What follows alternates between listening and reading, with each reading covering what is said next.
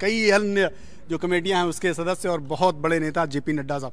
नड्डा साहब, 6 लोग सांसदों का टिकट काटा गया है और एक नए कैंडिडेट को मौका दिया गया है 28 सीटों में। ये किस तरह की स्ट्रेटजी है और क्या प्लानिंग आपको लगता है कि इन 28 सीटों में वो दम है जो आने वाले समय में जो त्रिकोणीय मुकाबला होने जा रहा है गठबंधन और कांग्रेस, उनसे मुकाबला मजबूत रहेगा? देखिए, भारतीय जनता पार्टी हर सीट पर विचार करके सब लोगों की राय लेकर के तय करती है। चुनाव में मैंने पहले कहा था कि बहुत अच्छा माहौल है और उत्तर प्रदेश की जनता मोदी जी को प्रधानमंत्री दोबारा देखना चाहती है। उसकी बहुत, जिसको बोलते हैं, बहुत पुरजोर इच्छा है और उसको हम साकार करने के लिए हर तरीके की योजनाओं को लेकर के आगे बढ़े हैं।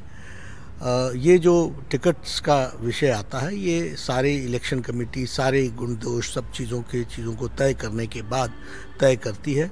और मैं ये मानता हूँ कि उत्तर प्रदेश में इस बार, जो मैंने पहले भी कहा है, कि 73 नहीं 74 होंगी, हमारी सीटें बढ़ेंगी और इसी तरीके से हम काम में जुटे।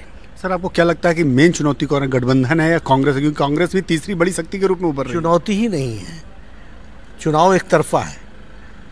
उत्तर प्रदेश की जनता मोदी जी को प्रधानमंत्री बनाने के लिए और देश की जनता मोदी जी को प्रधानमंत्री बनाने के लिए आतुर है। और हम ये मानते हैं कि ठीक है, चुनाव एक माहौल, एक राजनीतिक दृष्टि से एक बहुत बड़ी एक्टिविटी होती है, त्योहार का माहौल बनता है, हर एक को अपनी अपनी बातें कहते हैं, वो बातें कहेंगे, लेकिन लोग विकास और सुरक्षित देश और बढ़ता हुआ देश देखना चाहते हैं और उसका पर्यायवाची नरेंद्र मोदी है। सर, उसको वो नेतृत्व देने की क्षमता नरेंद्र मोदी। सर, एक सवाल और, चूँकि पहले फेज का चुनाव है, 25 लास्ट डेट है, 3 सीटें अभी तक अनाउंस करनी बाकी रह गई हैं, नगीना है, कैराना है और बुलंदशहर है, तो इनका अनाउंसमेंट कब तक हो जाएगा? जल्द से जल्द, ये बहुत जल्द हो जाएगा, सब पर चर्चाएं हो चुकी हैं, कभी भी फैसला आ सकता है। सर, एक और सवाल, यूपी की कोर कमेटी की अगली बैठक कब माना जाए? अभी तक कोई डेट तय नहीं हुई है, लेकिन हम सप्ताह में एक बार बैठने की कोशिश करते हैं।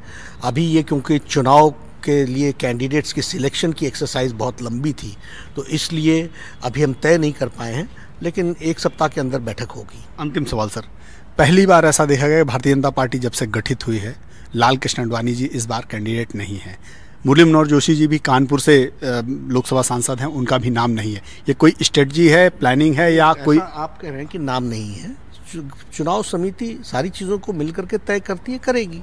धन्यवाद सर, हमसे बात करने के लिए। ये थे जेपी नड्डा साहब, जिन्होंने भारत समाचार के तमाम सवालों का जवाब दिया और उन्होंने साफ तौर पे कहा कि ये एक स्ट्रेटजी है और सारी चीज़ें धीरे धीरे हो जाएंगी। कैमरामैन राहुल के साथ नीरज पांडे, भारत समाचार, दिल्ली।